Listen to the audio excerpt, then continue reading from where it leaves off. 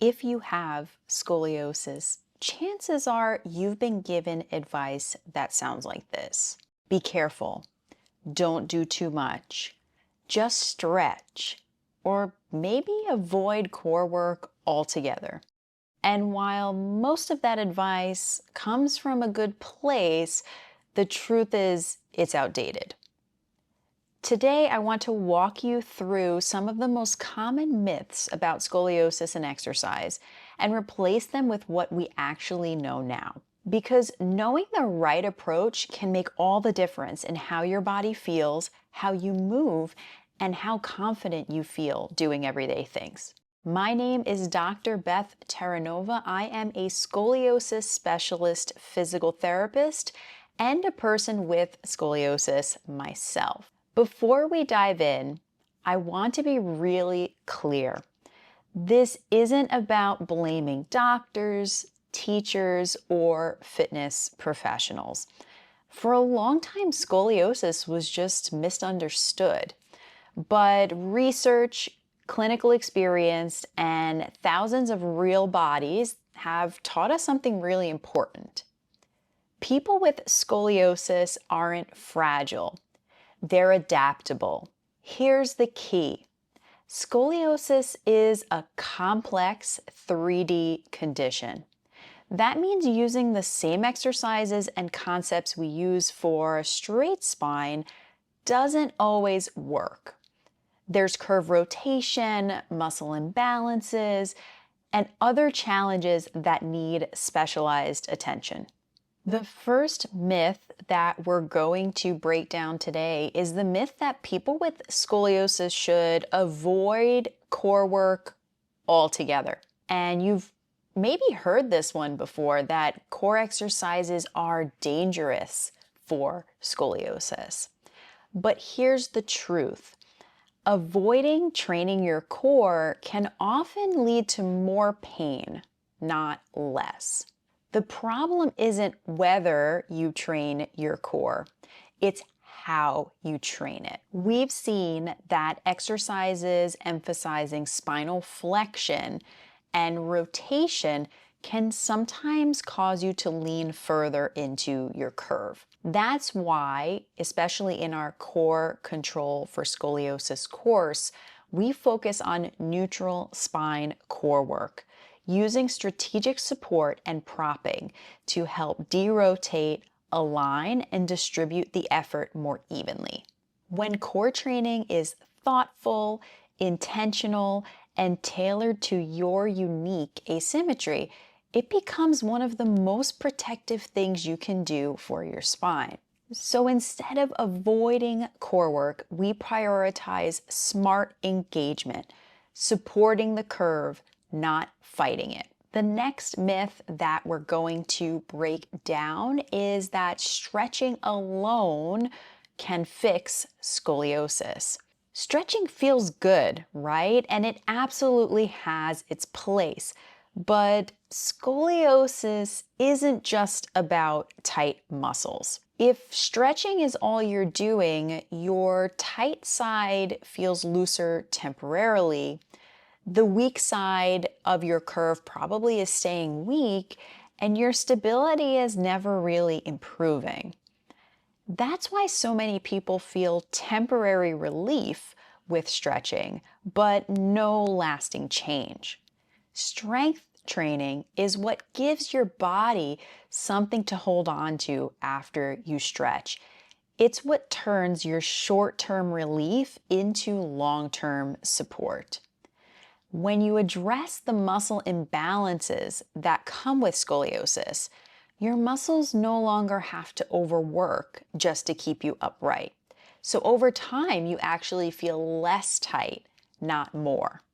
The next myth that I'm going to break down is that scoliosis means that you are fragile.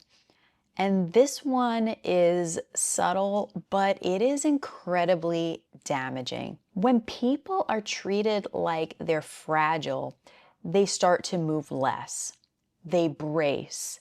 They avoid the activities that they actually want to do. And over time, that fear changes how they see their own body.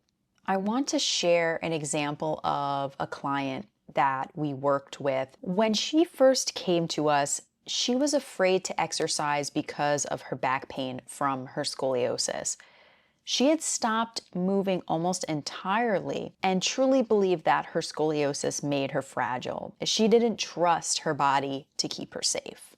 We started small, very small, gentle exercises lying down, subtle movements, breathing into the ribs, body awareness, nothing intimidating, and really no heavy loads initially starting out. Fast forward a few years later, she's lost over 70 pounds. She's confident in her movement again, and she's deadlifting more than her own body weight. Her story is proof of this, that your spine is not fragile. It adapts when you build strength gradually, safely, and intelligently. Real protection doesn't come from avoidance. It comes from preparation and smart training. The last myth that I want to break down in today's video is a very common recommendation I hear, which is if you have scoliosis, just do yoga. And yoga can absolutely be wonderful. It improves flexibility, mobility, body awareness, and even relaxation. For many people, it feels really good, and that matters. But yoga isn't a scoliosis-specific solution. Many yoga poses are symmetrical, and scoliosis simply isn't. When you move the same way on both sides of the body, your stronger side often keeps doing the work and your weaker side stays a bit more untrained. Yoga can also involve a lot of deep flexion and rotation of the spine. And as for someone with scoliosis, those extremes aren't always the most supportive or strategic ways to build long-term strength and stability. So while yoga can bring some short-term relief, over time it can sometimes reinforce the dominant side of your curve, maybe miss some areas that need more support, and skip the progressive strength that your spine needs to stay resilient. Now, that doesn't mean you need to quit yoga. It means yoga works best as a complement to strength training, not a replacement.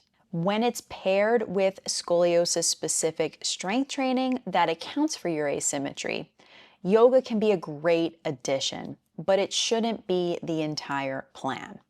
Let's flip the script and talk about what actually helps. Truth number one, strength is protective.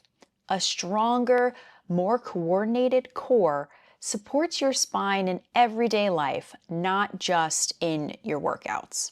Truth number two, your spine adapts. Your spine responds to consistent and appropriate loading. That is how resilience is built. Truth number three, workouts should sometimes be asymmetrical on purpose. Not every exercise should be even. Sometimes one side needs more attention or repetitions or slightly different positioning. Consistency beats intensity. You don't need harder workouts. You need repeatable, intelligent workouts. Even small sessions done consistently will outperform occasional perfect workouts. This philosophy is exactly how we structure our core control with scoliosis course. Progressive, asymmetry aware, and sustainable workouts that strengthen your core for the long term. If you want more information about our core control for scoliosis course, there's a link in the description. If you've ever felt confused or overwhelmed by conflicting advice, it's not your fault. The information about scoliosis has changed, and that's really good news. It means that you're not limited by old rules that weren't designed for your spine. You can move safely, you can get stronger, and you can feel confident doing what you love. You don't need to avoid movement. You don't need to stretch forever. And you definitely don't need to treat your body like it is fragile. What you do need is accurate information, intentional strength, and a plan that respects your asymmetry.